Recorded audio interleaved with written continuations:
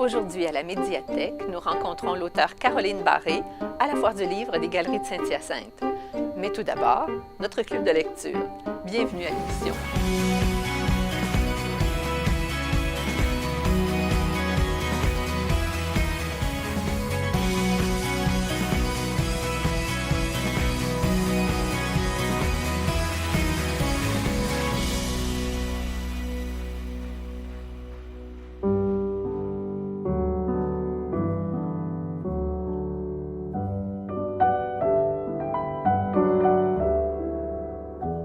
Toujours au club de lecture, je retrouve mes invités Michel, Denise, Marie-Claude et Christine. Bonjour à vous. Bonjour. Aujourd'hui, c'est Michel, l'homme du groupe, qui va nous présenter son choix de lecture. C'est quoi, Oui. Michel? Le titre du volume est La vérité sur l'affaire Arrêt-Québert, écrit en 2012 par Joël Decker. Un livre écrit par une personne d'une intelligence supérieure, M. Joël Decker, et dont on verra un film ou une série télévisée prochainement. Un film qui a été, ou une série qui a été réalisée au Québec l'année dernière.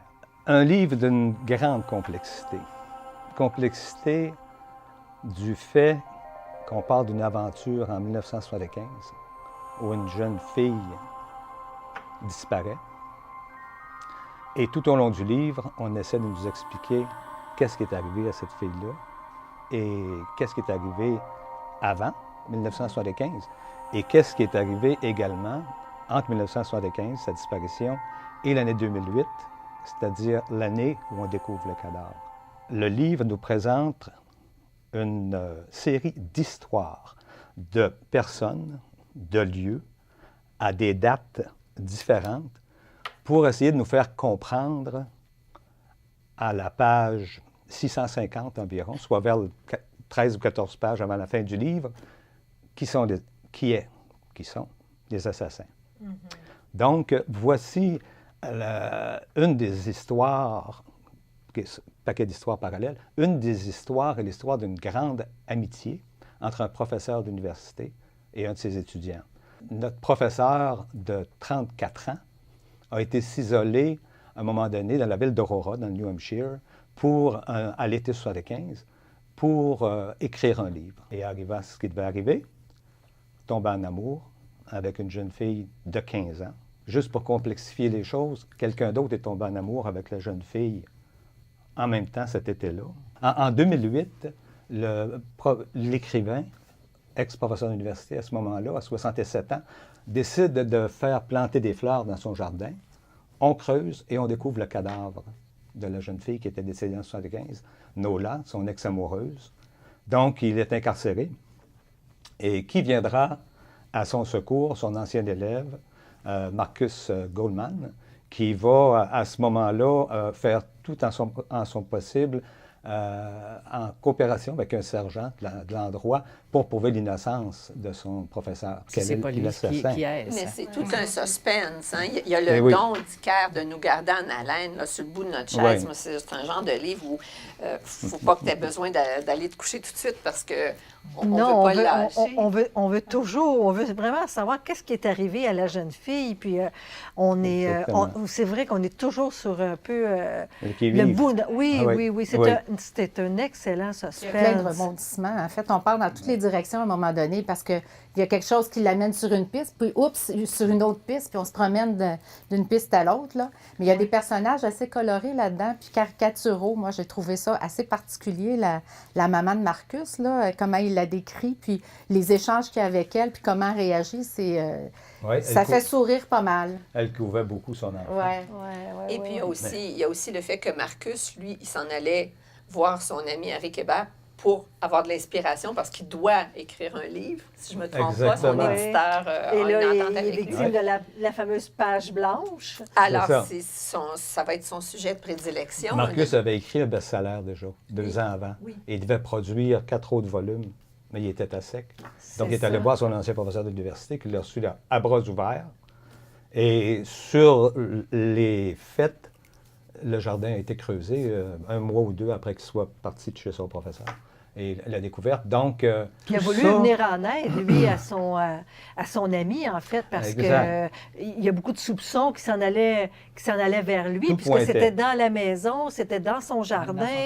Mais lui, il était convaincu là, que son ami ne pouvait pas avoir fait ça. Fait qu'il dit, moi, je m'en vais pour l'aider, pour le défendre, parce que c'est pas lui, là. C'était impensable pour lui. Exact. Ça l'a inspiré pour écrire, d'ailleurs. Il a décidé de faire la vérité sur l'affaire Kébert et il en a fait le sujet de son roman, en fin de compte. Oui, c'est ça. Il y a eu l'affaire Kébert qui a été écrite à un moment donné pour prouver son innocence. Donc, tout allait très bien jusqu'au jour où il y a de nouveaux événements qui fassent qu'il retire les volumes de la circulation.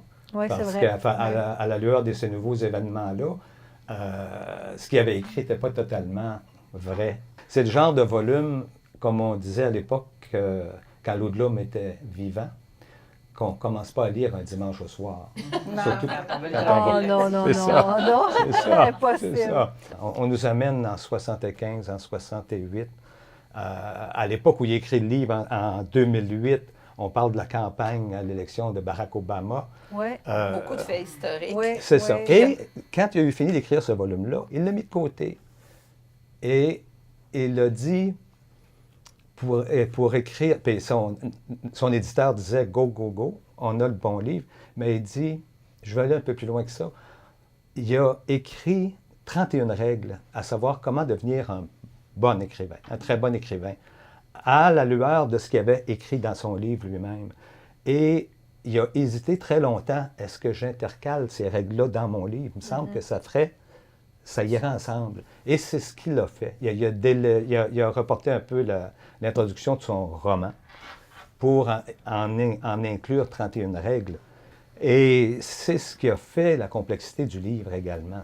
Tu sais, tu as des règles, tu reviens, tu repars, tu y repousses, les rebondissements, et jamais on voit venir le nom des meurtriers. Chaque fois qu'on pense avoir trouvé, il nous attend au détour du Caire. Alors, même la police le trouve. Mais finalement, ils sont dans l'erreur. C'est pas le bon criminel. C'est pas... faut pas le dire, Michel. Les bons événements. Non, c'est ça. Mais merci, on Toujours pourra en parler longtemps. C'est vraiment... Très bon sujet de lecture. Une belle suggestion de lecture. Merci beaucoup, Michel. Bienvenue.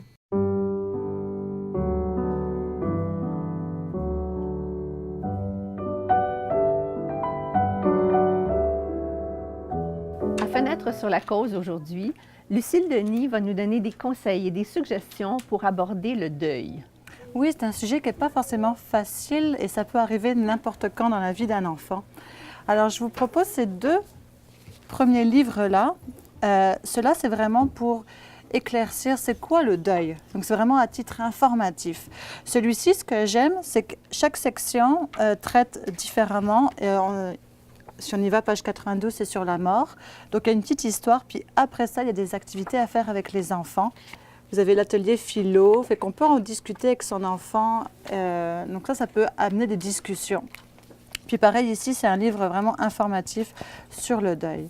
Après ça, vous avez des textes narratifs. Moi, mon gros coup de cœur, c'est La Croûte. Puis quand je dis la croûte, ça fait paraître bizarre. Mais en fait, c'est une très belle histoire, super émouvante, où c'est un petit enfant qui a perdu sa maman et puis qui fait un parallèle avec sa blessure d'une croûte. Fait que c'est très touchant. Puis il y a le regard aussi du papa, comment il vit ça. Le vide, qui traite aussi du deuil. Donc là, on peut comprendre avec la couverture... Tout de suite. Oui, c'est un peu plus parlant que La Croûte. Ma maman du photomaton. Donc, c'est une petite fille qui se remémore les moments passés avec sa maman à travers les photos qu'elle a prises avec. Donc, encore pour parler du deuil. Donc là, c'était des livres qui parlaient plus du deuil d'un proche, d'un parent, d'une maman. Ce livre-là, Un nœud à mon mouchoir, c'est plus le décès d'un grand-papa qui décède, puis le petit garçon, il décide de garder le mouchoir et de faire un nœud en souvenir de son grand-père. Donc ça aussi, c'est vraiment touchant. Et puis, ça aborde d'autres deuils. Et il y a aussi des livres qui traitent du deuil d'un animal, etc. Mais là, je me suis concentrée sur les parents proches. Merci, ça nous sera sûrement très utile. Merci beaucoup, Lucille. Merci.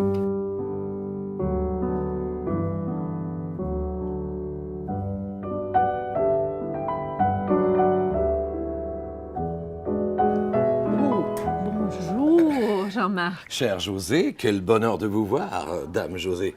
Tu sais exactement pourquoi je porte ce genre de costume.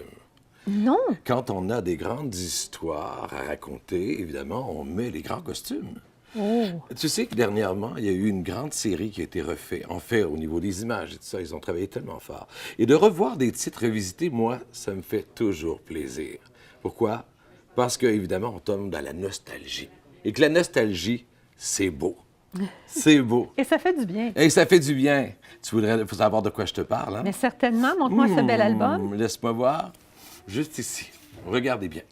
J'en ai amené un, bien sûr, qui est celui de Pinocchio. Oh. Pinocchio. Tu connais cette série? Oui.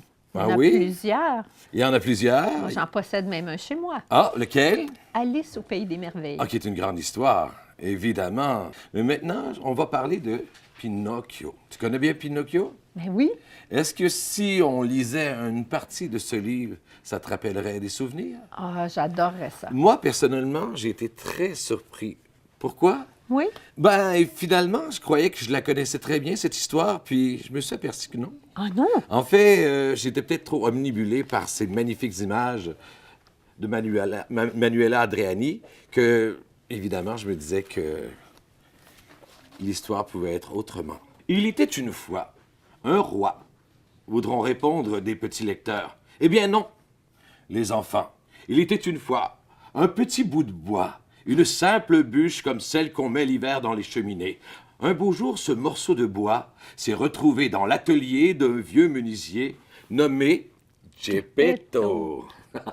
Le vieil homme l'étudia longuement, puis sourit d'un air satisfait. Voilà un moment déjà qu'il était à la recherche d'un bout de bois exactement comme celui-là, pour concrétiser une idée qui lui trottait dans la tête. Il venait enfin de trouver ce qu'il lui fallait. « Tu deviendras le plus extraordinaire des marionnettes du monde, » lui dit-il en choisissant les bons outils pour le façonner. « Tu sauras danser et faire des cabrioles. Je te nommerai Pinocchio, en l'honneur d'un homme que j'ai connu, un être brillant. C'est un nom qui te portera chance. » Le vieil homme s'appliqua à sculpter le petit visage de bois, mais au moment où il achevait les yeux, quelque chose d'extraordinaire se produisit. La marionnette les ouvrit bien grands et le dévisagea d'un air curieux. Imaginez un peu la surprise de Geppetto. Le vieux charpentier se mit à tailler le nez, mais plus il sculptait pour le raccourcir, plus le nez s'allongeait. Il s'allongea et s'allongea, encore et encore, jusqu'à ce qu'il devienne interminable. Et ce n'était que le début. Alors évidemment, moi j'ai toujours cru que son nez allongeait seulement quand il comptait des menteries. Mais oui.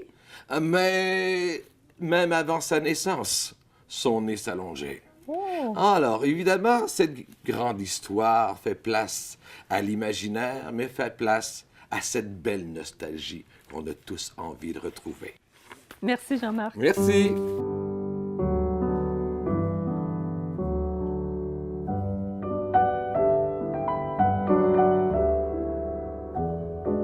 Oui, alors mon coup de cœur de cette année, c'est le livre d'Olivier Dufault, un nouvel auteur qui a publié aux éditions Marchand de Feuilles, un roman basé sur une biographie d'un de ses ancêtres. Alors, Olivier Dufault est le petit cousin d'Ernest Dufault, alias Will James. Alors, dans ce roman, on apprend 2 ans de la vie d'Ernest Dufault, qui s'est nommé Will James toute sa vie.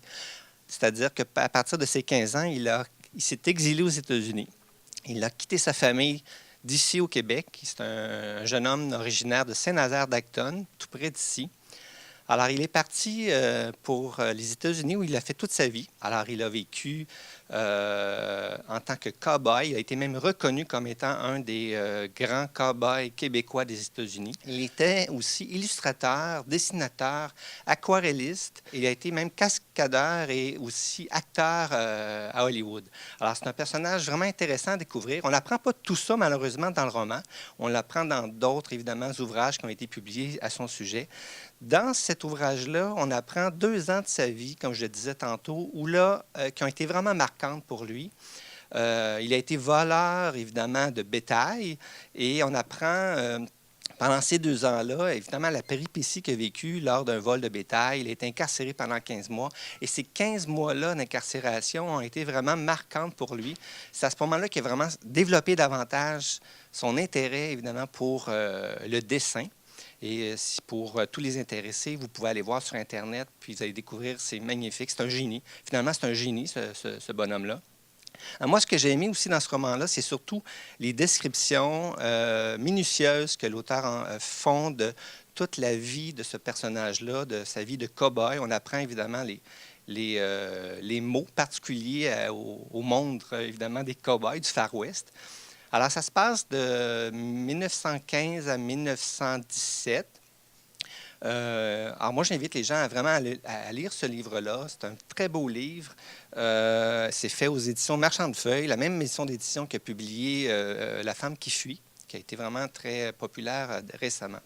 Alors j'invite tout le monde à le lire, évidemment, à découvrir également ses autres ouvrages, parce qu'il est auteur. Il a publié Smokey, qui a été réalisé en fait en 1933.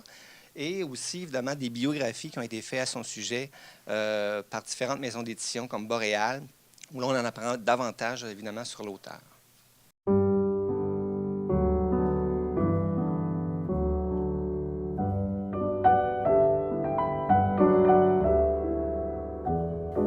Pour la chronique État des lieux, nous retrouvons Charles qui nous parle aujourd'hui des bibliothèques publiques. Dans le fond, je veux parler des bibliothèques municipales puis aussi de leur mission qui se renouvelle. J'ai un article de Métro qui est sorti dernièrement qui avait des statistiques intéressantes. À Montréal, c'est 23 % de la population qui est inscrite à une bibliothèque de quartier. Si on ajoute les gens qui sont inscrits à la BANQ, la Banque Bibliothèque Archives nationales, on monte à 34 % à peu près de proportion. À Vancouver, c'est plus de 50 % des gens qui sont inscrits à leur bibliothèque municipale. C'est frappant comme différence. C'est frappant. Puis ça montre encore une fois la différence de culture envers le livre qu'on a avec les personnes de nos concitoyens, dans le fond, anglophones, qui, eux, sont beaucoup plus sensibilisés à l'importance du livre. Puis, pour moi, ça me fait dire qu'il faut agir en tant que tel. Il faut faire quelque chose pour faire en sorte que les gens aient plus envie d'aller à la bibliothèque. Puis je pense que ça commence d'abord par rendre les lieux accueillants, que ce soit aussi un milieu d'échange, je pense, puis de découverte, pas juste un endroit où on entre, on choisit un livre, on passe au comptoir, on l'enregistre, puis on dit bonjour à la dame. Exact. Je pense que l'émission, puis je pense qu'on le sent, hein, les bibliothécaires du Québec sont très actifs là-dessus. On le sent que, dans le fond, la bibliothèque est appelée à devenir un lieu de culture, un lieu qui est vraiment au centre du cœur culturel d'une municipalité où, oui, on va trouver des lecteurs, mais on va trouver aussi des auteurs, des conférenciers, des artistes, des activités, des trucs pour les jeunes. On a souvent cette image-là de la bibliothèque, comme le souvenir que j'ai, c'est le méchant bibliothécaire qui me disait « Chut, il ne faut pas parler », puis tout ça. Je pense que ça aussi, c'est appelé à changer. Il faut que ça soit des lieux conviviaux, tout ça. Puis pour y arriver, il faut enlever un peu de poussière puis rajouter des fenêtres, faire en sorte que ça soit lumineux parce que dans le fond, moi, je suis sûr que tu es un peu comme moi. Là, quand je vois une belle bibliothèque, là, ça nous fait rêver. On voudrait y passer de longs moments, puis découvrir plein de choses, puis relaxer, échanger, découvrir. Comme absolument. Puis il y a plein de sites là, qui font ça, les top 10 des plus belles bibliothèques du monde. Ça. Puis quand on regarde ça, on fait « Ah, wow, c'est fantastique, c'est merveilleux ». Fait que pourquoi est-ce que c'est juste les autres qui ont des super belles bibliothèques? Pourquoi est-ce que c'est pas chez nous? Je pense que ça devrait devenir un peu plus une priorité. Il faut penser si on veut faire de la culture quelque chose qui n'est pas juste à la télévision, qui n'est pas juste extérieur, mais qui est chez nous aussi, qui est local, qui est accessible localement. Mais les bibliothèques sont un super lieu pour faire ça. C'est un lieu qui est très logique. Puis, on a juste à réinvestir un petit peu ces lieux-là. Ça peut être un lieu d'intégration aussi. Absolument. Puis c'est démontré aussi que les immigrants, souvent on n'ose pas rentrer dans une bibliothèque parce que c'est un peu, on se demande un peu comment ça fonctionne, tout ça. Mais au contraire, il faut peut-être même faire en sorte que ça fasse partie d'un circuit obligatoire d'aller dans les bibliothèques parce que c'est gratuit. Ils sont là. C'est plein à rabord de livres.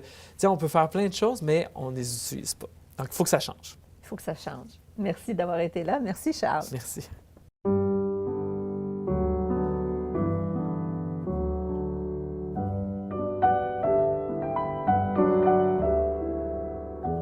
C'est en lisant Écriture de Stephen King que Caroline Barré fait une découverte qui sera déterminante pour elle. Elle se met à l'écriture. Dès 2005, elle publie un roman policier, Assassine. Suit en 2007 la série L'héritière de Salem, dont le 6e tome s'intitule Doriane. Bonjour Caroline Barré. Bonjour Josée. Bienvenue à l'émission. Merci. Dites-moi, après avoir tâté du roman policier, comment on passe à la magie ou à cet univers des sorcières de Salem? Bien, moi, je n'y vais pas avec le style de roman pour choisir mes thèmes. C'est vraiment le thème, dans le fond, que j'aborde qui décide de l'ambiance et de la façon dont je vais traiter le sujet. Donc, les sorcières de Salem, ça m'intéressait depuis mon plus jeune âge. J'ai des recherches que j'avais faites dans les années 80. Pour moi, c'était facile de partir sur ce sujet-là parce que ça m'avait toujours intéressé. Pas seulement les sorcières, mais tout le côté naturel, la magie, la guérison par les plantes, le parapsychologique, l'ésotérique, toutes ces choses-là. Ouais. C'était un peu ma deuxième question. Vous parlez des plantes pour les soins, pour les propriétés curatives. Ça vous a sûrement demandé beaucoup de recherches parce qu'il y a même des recettes dans votre livre. Oui, ça, c'est une passion depuis toujours aussi. J'ai été élevée sur une ferme. Donc, le côté nature et tout ça, la proximité avec la nature, les plantes, ça a toujours fait partie de moi. Donc, puis on dirait que, mettons, je veux parler d'une maladie X, je vais savoir tout de suite vers quelle plante m'orienter sans même avoir fait la recherche. On dirait que j'ai ça en moi. Peut-être d'une vie antérieure, on ne sait pas. Mais on dirait que j'ai ça dans le sang. Là. Fait que c'était facile quand même pour moi de trouver où aller chercher. Il y avait déjà des notions, donc... Il y a beaucoup de livres là-dessus, des huiles essentielles aussi. Oui, pour les recettes, surtout, c'est en Europe. Lors du Salon du livre de Paris, que j'ai trouvé un livre de recettes fait avec les anciennes plantes. Donc, ce qu'on trouve aussi aujourd'hui ce qu'on prend aujourd'hui pour de la mauvaise herbe, c'était les anciennes plantes.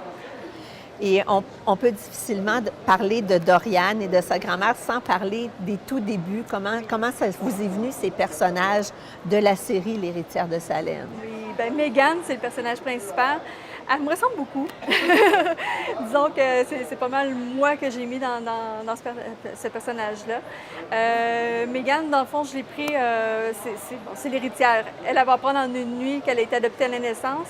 Sa grand-mère qui vient de décéder, c'est la dernière sorcière de Salem. Donc, elle va hériter de son bagage, mais sans le savoir. Donc, c'est toute la reconstruction de ce personnage-là au début qu'on va voir. Parce qu'elle va perdre son identité, il va falloir qu'elle aille se retrouver. Et en même temps, découvrir les secrets de ses ancêtres. Donc, la guérison par les plantes, les incantations et tout ça. Ça va venir au fil du roman et des tomes qui vont suivre.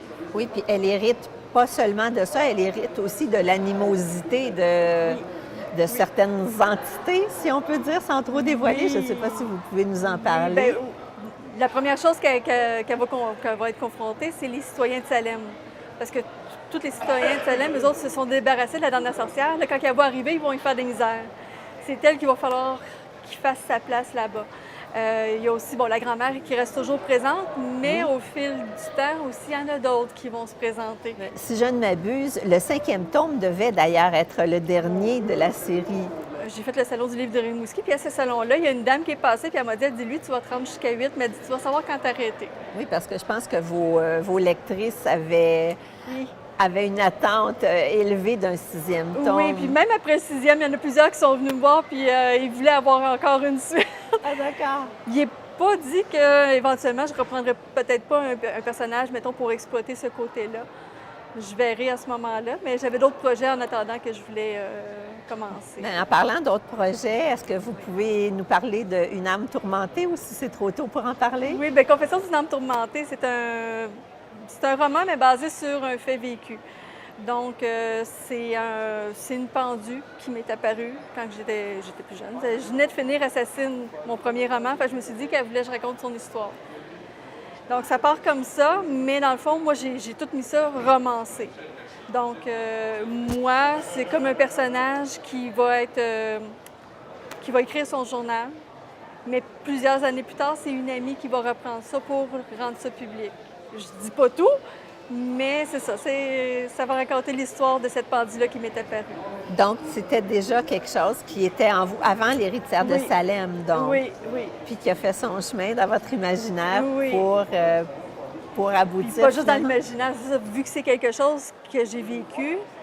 C'est pas pour rien aussi que la grand-mère est encore présente et tout ça. C'est quelque chose que j'ai en moi. Sans me prétendre médium ou quoi que ce soit, je sais que j'ai cette facilité-là de contact. Et votre expérience, pour terminer, des salons du livre, comme aujourd'hui, le contact avec vos lectrices, vos lecteurs, c'est quelque chose qui vous nourrit ou comment vous vivez ça? Oui, absolument. C'est sûr que c'est super intéressant de voir les gens qui aiment ce qu'on fait, mais aussi quand les gens vont s'associer à un personnage, quand ils vont se retrouver dans le personnage, quand ils vont trouver la force, mettons, d'aller plus loin aussi avec un personnage, c'est vraiment quelque chose de beau. Là. Il y en a qui sont venus nous donner des vraiment beaux messages là, de ce qu'ils ont vécu. C'est super intéressant. Donc, il y en a, si je comprends bien, qui s'identifient à certains de vos personnages. Oui, absolument. Même Doriane, c'est une jeune fille qui était venue me voir à un salon du livre. Quand elle s'est nommée, elle voulait acheter mon livre pour sa mère.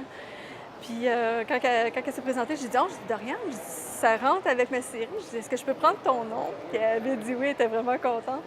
Fait que je pense que ça va lui faire un petit velours. Un bel hommage aussi, un beau clin d'œil. Oui. Mais Caroline Barré, merci infiniment pour cette entrevue merci et bonne chance avec les prochains livres à venir. C'est gentil. Merci. Meghan Freeman ignore tout de l'inconnu qui se trouve devant chez elle. En une seule soirée, elle apprendra qu'elle a été adoptée à sa naissance et que ses ancêtres sont issus d'une lignée de sorcières. Elle doit alors se rendre à Salem pour la lecture d'un testament dont les exigences sont toutes reliées à une seule. Pour se prévaloir de son héritage, elle devra habiter la demeure de sa grand-mère pendant 1 an. Sinon, elle perd tout. Un retour imprévu menace l'univers de Dorian et de Meghan. D'abord censé unifier leur famille, il la divise. Des secrets sont dévoilés, des réponses à des questions seront bientôt exigées. Tandis que Dorian s'obstine, la santé de Meghan décline. L'héritière trouvera-t-elle la force d'honorer la promesse faite à sa grand-mère? Quel est donc ce mal qui ronge chacune d'elles à sa façon? C'est ce que nous découvrirons dans le dernier tome de ce roman captivant. Voici qui met fin à notre émission. J'espère que vous avez apprécié. La semaine prochaine, j'aurai le plaisir de recevoir Alexandre Taillefer qui nous parlera de son livre « Lettre à une jeune entrepreneur ».